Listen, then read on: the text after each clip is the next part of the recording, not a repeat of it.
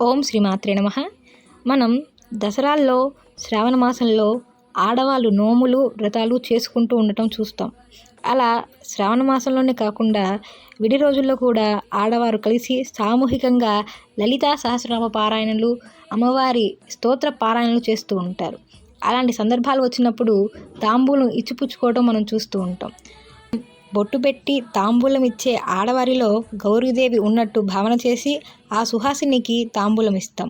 మనం అమ్మవారిగా భావించి ఆ ముత్తైదువ దగ్గర ఆశీర్వచనం తీసుకునే అప్పుడు సాధారణంగా ఎవరైనా తరచూ వాడే ఆశీర్వచనం దీర్ఘ సుమంగళి భవ, దీర్ఘ సుమంగళి భవ అని ఆశీర్వచనం ఇచ్చే కంటే నిత్య సౌభాగ్యవతి భవ అని ఆశీర్వదిస్తే ఇంకా మంచిది. ఎందుకంటే దీర్ఘ సుమంగళి భవ అంటే దీర్ఘకాలం సౌభాగ్యంగా మాంగళ్యంతో జీవించమని అర్థం.